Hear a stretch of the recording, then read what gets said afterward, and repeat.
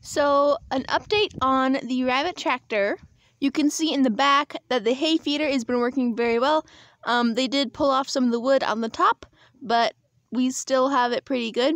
They have eaten a good amount of hay, but there's still plenty of hay in there. As you can see, the snow has melted, and I have been moving them twice a day to fresh grass, and they are doing very well. The first project I did today was groom the rest of the Angora rabbits. I had already groomed Lucky and Juniper a few days ago, as well as Charity and the two babies. So today I groomed Sylvan and Sequoia, as well as the two babies again, because baby rabbits fur mats very easily. And Charity got a quick brushing down again as well. In the grow out colony, the bedding is still doing good. It doesn't need to be replaced yet. And the lid on the hay feeder has been working very, very well. Our thermometer says it's 75 degrees outside, and it's only February. And just a few days ago, you couldn't have a bowl of water outside without it freezing. An update on Elodie, our new doe. She just got introduced into the colony, and for the past few days, she has been hiding in a hidey house and not coming out for food or water. I've only seen her come out a couple times, so I was starting to get kind of worried about her. So today I took action and covered the entrances to all of the hidey houses and nest boxes for a little bit. So all during rabbit chores, she had nowhere to hide, and the buck was able to chase her without her hiding. The other does were able to assert their dominance over her, and she sort of was forced to deal with that. And then eventually I took the lids off of all the hidey houses and nest boxes, except for the one that's her favorite. And I don't think so far she's realized that they're open again. She's been hanging out in the colony. The buck got his fill of trying to breed her.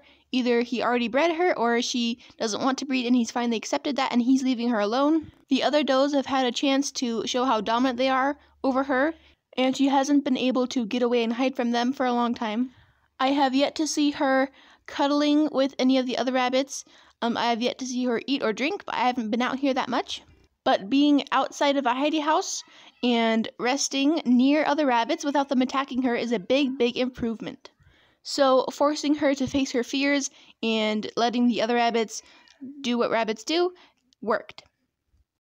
The second project I'm going to do today is clean out the Angora rabbit nest boxes. If you have been watching us for a while, you will remember that our Angora rabbits had fur mites about a month ago, and we treated them and it worked. But during that process, the baby rabbits we had graduated the nest box, so we took the nest boxes out. So both of our Angora rabbit nest boxes could still have mites on them. They have also just been sitting there for a while, so it'd be good to give them a good scrub down in preparation for the 2 litters we have coming in about a week.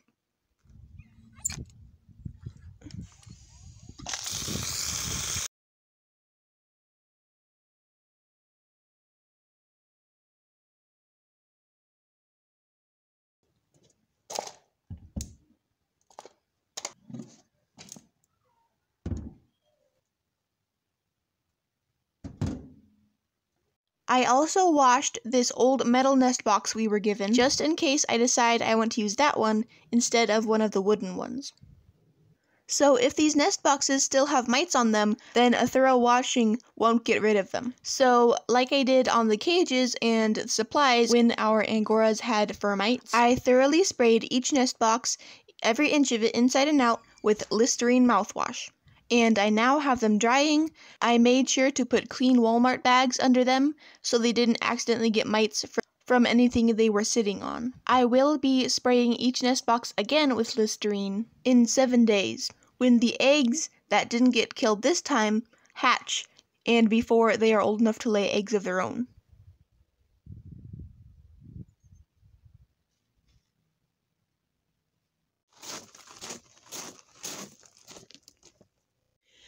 Hi, bunnies! Good evening!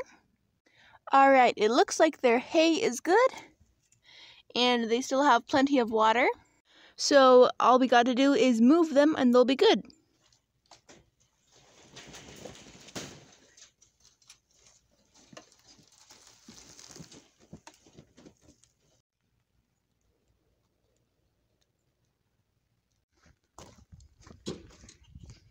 Hello, Penny. Hello. Can I get through? We're blocking the entire doorway. All right, here. Come on. Thank you. Hello, Millie. Hi. Hello. All right, looks like their water's pretty clean, but it has a little bit of dust and hay bits in it. So let's change it out for them.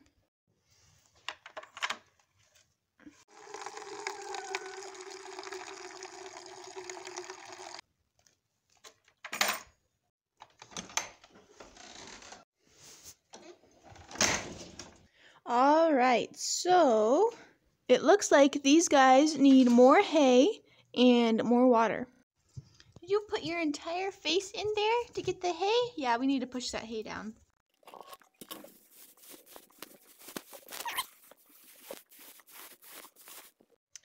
All right, that's much better. Ugh.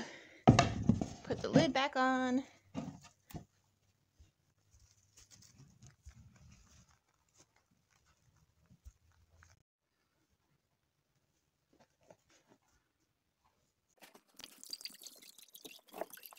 All right, and now let's do the nursery colony chores.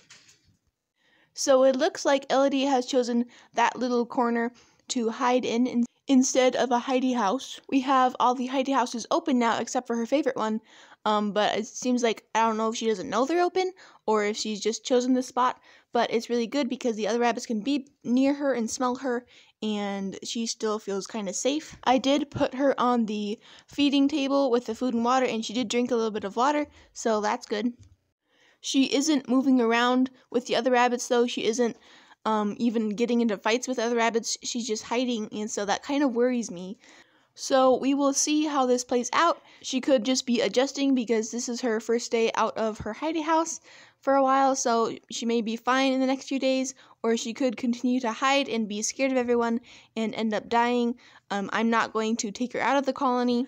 I'm not going to house her separately. I'm not going to do any special things for her. I want rabbits, hardy rabbits that thrive in the setup we have, and most times rabbits do just fine in a colony setup, but for some reason this doe is having real trouble. So I'm not going to do anything special for her. I don't want these bad genetics being scared of other rabbits. I don't want that being passed on to any of my kits, and I don't want to keep any of those babies for breeders. And that's the whole reason I bought her, is so I can keep one of her babies for breeders, and we can have beautiful spotted kits that are just as nice as all our other rabbits. But if she can't do her job and be a part of the colony, then she has no place here. So it's totally up to you now, Elodie. Are you going to thrive or are you going to not? I hope you choose the right one. Alright, so it looks like the hay is pretty full still. Look, there is, however, a little gap where they've been eating, so I'm going to push that down.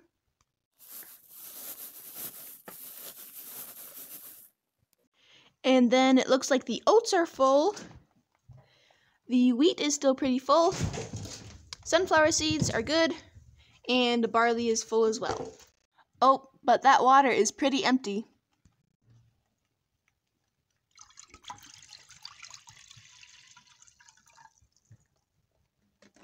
Alright, so it looks like we don't have enough water to fill this up, so I'm going to have to fill up the jug. So because we are treating our rabbits for coccidiosis right now, I have to add Chores to my rabbit's water. It's pretty easy. All I do is take 1 tablespoon of Chores and put it in an empty jug. It's a 1-gallon jug. And then I fill it up, so we have 1 tablespoon per gallon, and then that's the water they drink.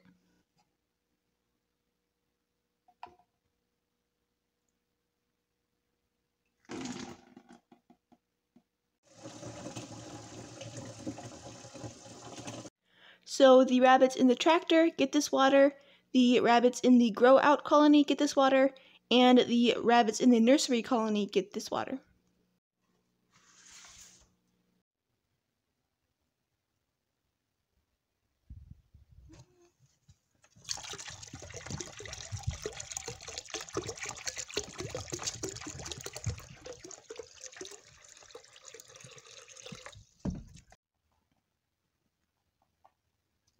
And then because we don't have any really little litters, checking on babies is very easy. I just lay eyes on the baby bunny pile. Usually if it's not super hot outside, there will be baby bunnies all snuggled up in a pile. I haven't noticed any dead babies around the colony, so at this age, that's all you have to do. They grow up so fast, already eating food. I love it at this age. They're just so cute. So cute. And then the last thing I like to do is check for new litters. I haven't noticed any mamas acting strangely. I haven't noticed any blood or fur pulled or anything. So I don't think there are any new litters, but we do have 2 mamas who should be due soon. So I have made it a daily habit of just checking on all the nest boxes just in case. So as you can see, this one is empty. This one is empty, and then you need to check in here. Ivy, could you move? Oh, she has like a little bare spot on her face. Interesting. All right, this one is empty. And then I'd be very surprised if this one was full. Yep, it's empty. So we only have 4 nest boxes in here right now, but we have 8 breeding does. 2 of them are still babies, so I'm not expecting litters from them anytime soon. And out of the adult does, all of them except for 2 have either just had babies recently and they died, or have had babies about 2 weeks ago. So we only have 2 does who had babies about 4 weeks ago who should be having babies again anytime soon. And because we want to give Elodie as few places to hide as possible, so she's kind of forced to integrate into the colony, I think 4 nest boxes for the short term is plenty. So these guys have fresh water, their hay was pushed down, they still have plenty of hay, they are doing good on bedding, there aren't any dead ones, and none of them are acting weird or anything. So we are done with the grow out colony for the night. And the nursery colony has plenty of hay, fresh water, their food is good, I checked on the babies, there are no new litters, and I haven't noticed any dead rabbits or any wounded rabbits, so we are done with chores for them as well. The goats have plenty of fresh water, they still have lots of hay in their hay feeder, and they have plenty of minerals, and it looks like no one has pooped in them, which is good. But we do have one extra step for the goats this week. This week is deworming week for the unpregnant goats. The 2 pregnant goats we have get a dewormer 1 day every week, and the unpregnant goats get a dewormer 1 week out of every month. So this week happens to be the week that we need to worm the unpregnant goats, so I might take you along as I do that. But I like to do goat wormer very last, so before we do that, let's go get chicken eggs and close up the chickens. I guess it's finally warm enough that the turkeys like to sleep outside again. Our turkeys really enjoy sleeping outside, way high up, as high as they can get practically. But it's been so cold the past week that they've been forced to sleep in the coop so they didn't freeze. But they're back to sleeping outdoors again. But we only have 2 of our 3 turkeys sleeping out here. We have one of them who still likes to sleep in the coop.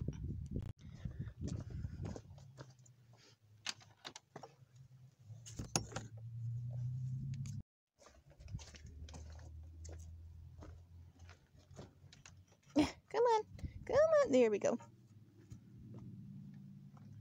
Don't close yet, I need to still come in and get eggs. Alright, let's do a quick chicken count, just because I like to do that every so often. So, 1, 2, 3, 4, 5, 6, 7, 8, 9, 10, 11, 12, 13, 14, 15, 16, 17. So, 14 hens, 2 roosters, and 1 turkey, all in the coop. Is this the turkey Tom? Huh. That's weird. Usually he's the one who sleeps outside the most, and he hardly ever comes in the coop. But I guess the 2 girls are sleeping outside, and now he's sleeping inside. That's weird. And because it's been getting so cold this past week, the chickens have stopped laying eggs, so we don't have any eggs to collect, which is kind of sad. There is one fake one up here, so in case you guys were like, oh, there's an egg there. Well, it's fake. So, see? It has a little X on it. We got 1 egg yesterday, and the day before we got none, so I guess we're back to none today, which is kind of sad, but that's okay. Good night, chickens. 1 latch done. 2 latches done. And 3. See ya tomorrow, chickens and turkey. So I still have the Angora rabbits to do, but I'm not going to take you along as we do that. We recently finished treating them for fur mites. We're not exactly sure how they got fur mites, so I'm still kind of paranoid. I would hate for them to get it again because it was so hard and long and difficult to treat them. So because I've been touching this camera with my hands, I've touched chickens and meat rabbits and all sorts of other animals, I don't want to risk touching this camera and then touching them. I'll kind of explain what I do for you though. So I stand at this cage, I get the food, fill it up, open the trash can, fill it up, put it back, get the water, fill it up with a little jug over there, put it back. Same thing, food and water, food and water, food and water. Super boring and very easy. But I will show you how I do our goat dewormer.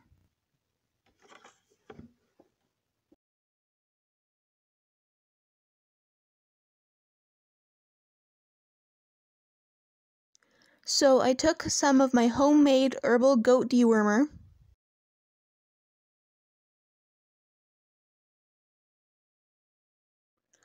I put 2 teaspoons in Penny's bucket and 1.5 teaspoons in Tessa's bucket.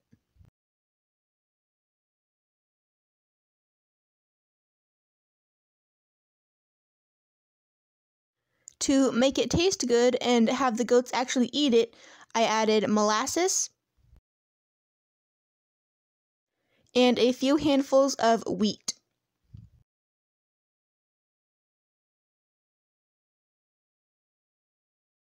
Then I mixed it up